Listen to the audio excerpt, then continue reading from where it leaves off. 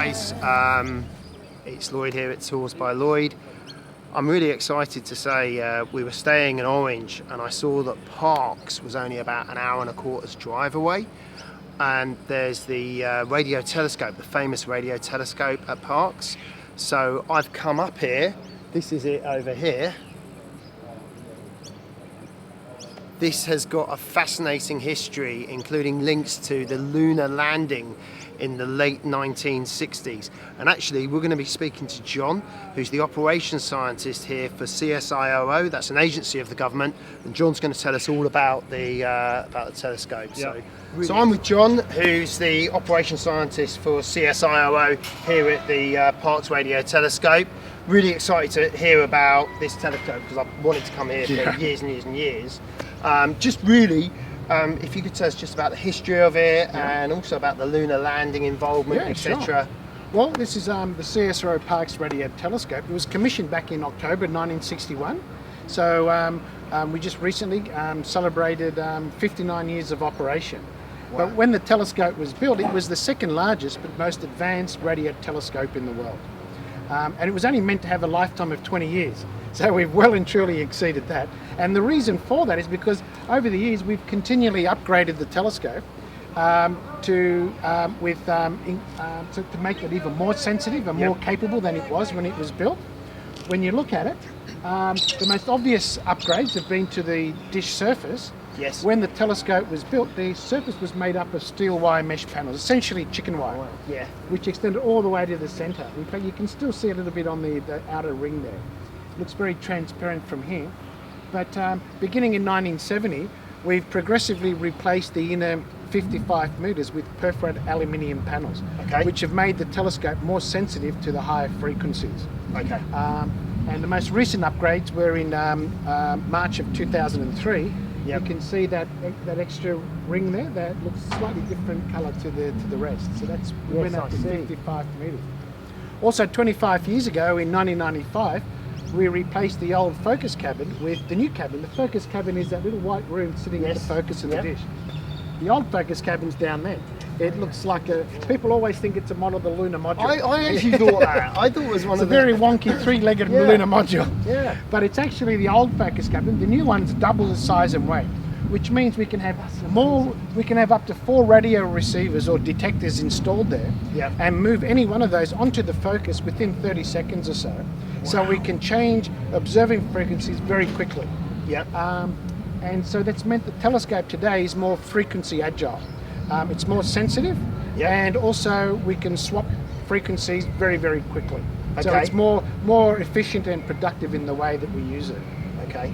But apart from that, the outward appearance hasn't changed very much. It's still recognisable as the same instrument. If you look at an old photograph and compare it to the telescope, that's the Parkes telescope. And the most fascinating piece of the history is the involvement it had with the lunar landings in the late 60s. Yes, exactly. And the reason they came to us was because it was so sensitive, and the large size makes it very, very sensitive to the radio signals we detect. We can detect very weak signals and boost them to a level that we can analyse and study and so on. The interior bits of the telescope are unrecognisable from when it was built. It was nowadays the telescope is fully computer controlled. We have cryogenically cooled radio receivers, fibre optic lines transporting the data around the site and around the world, and we even operate the telescope over the internet.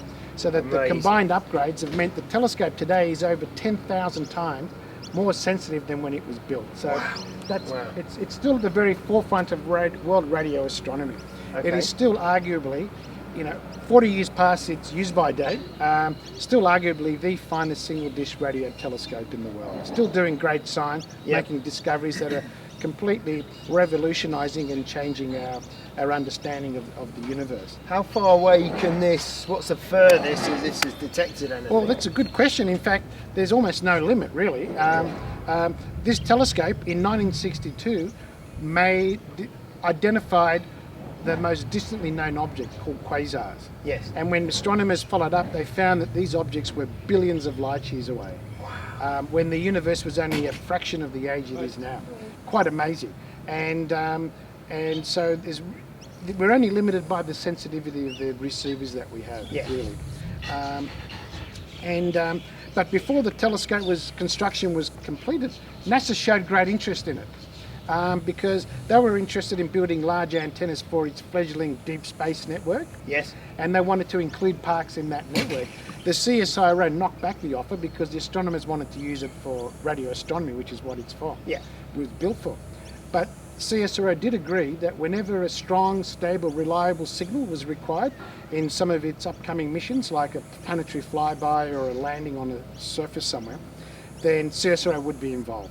And to this day, we're still involved in missions in that way, just for those short times that they need us.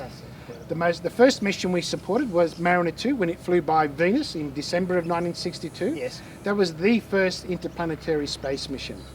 It was followed up a few years later in 1965 when Mariner 4 flew by Mars and returned the first ever close-up pictures of the Martian surface.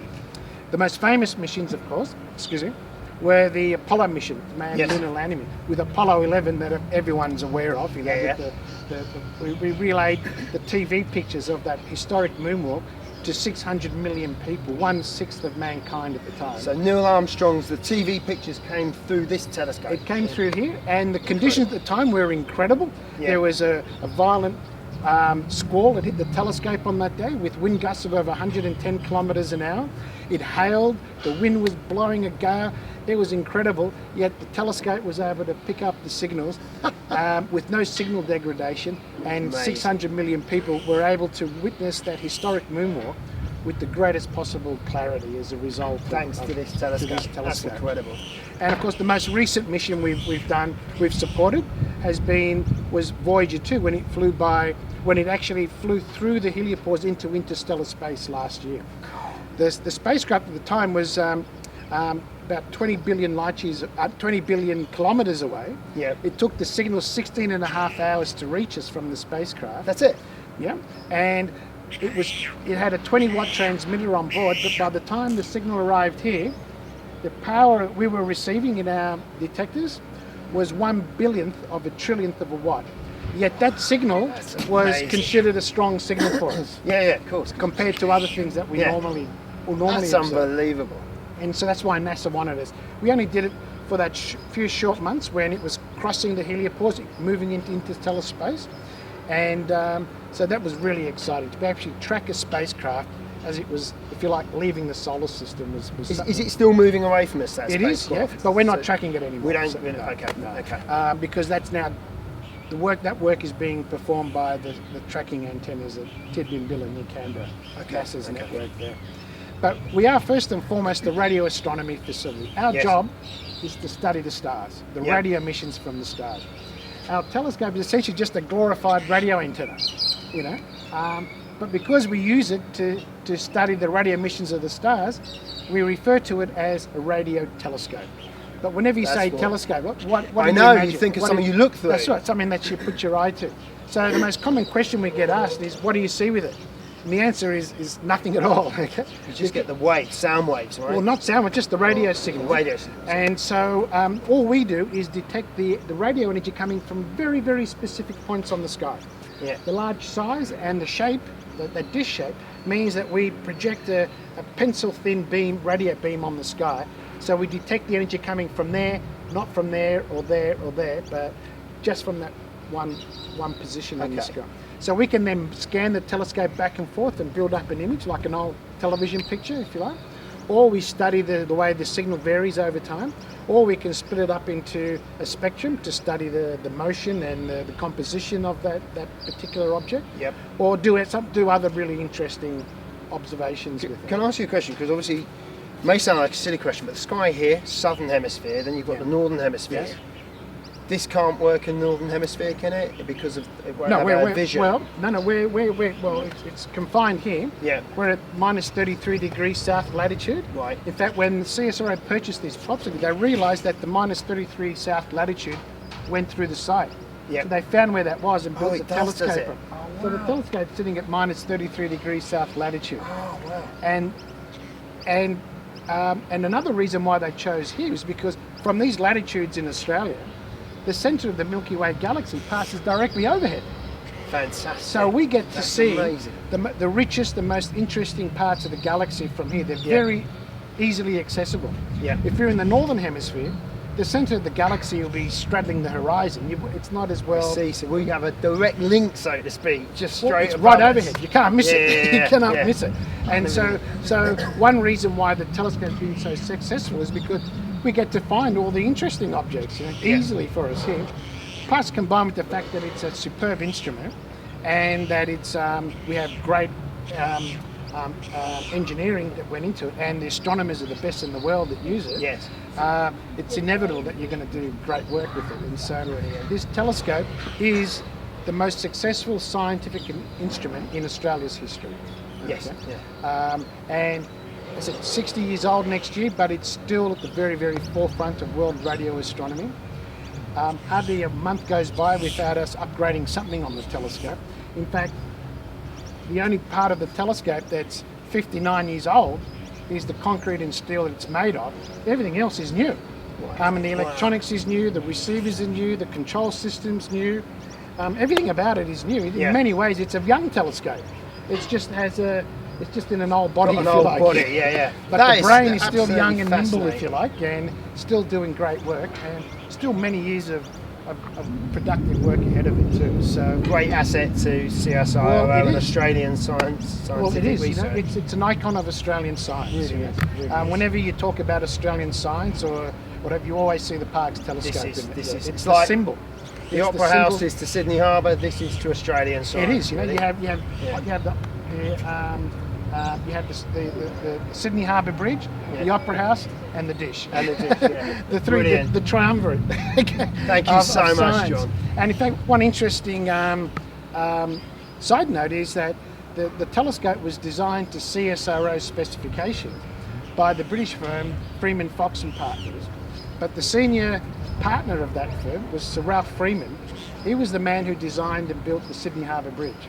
So he's an engineer that got to build two engineering icons of Australia. You know? That's amazing. Quite amazing. And because he really knew what he was doing, they designed this telescope superbly. We've been able to upgrade it and keep it at the forefront of world radio astronomy. And it's still going strong. We're still doing great work. Even though we're building new facilities in Western Australia, and we have our sister observatory at Narrabri, just up 300 kilometres north of us here, Parkes Telescope is still the premier instrument in Australia for radio astronomy. Thank you. Still doing great work. Thank you so much, John. Well, that's absolutely fascinating. Really an incredible asset to Australian scientific research here in Parkes. Thanks so much, John. COVID handshake. Thank you. Yeah, no worries. Cheers, man. Pleasure. No worries. So there you go. Fascinating to meet John at the Radio Telescope in Parkes, and I do recommend that if anybody's in the area, they do get along to not just see the telescope. There's an amazing visitors centre there. You can learn so much. It's a really cool place, and they even have 3D movies there as well. So thank you to all at the Parkes Radio Telescope, and please join us again for some more videos from Tours by Lloyd soon.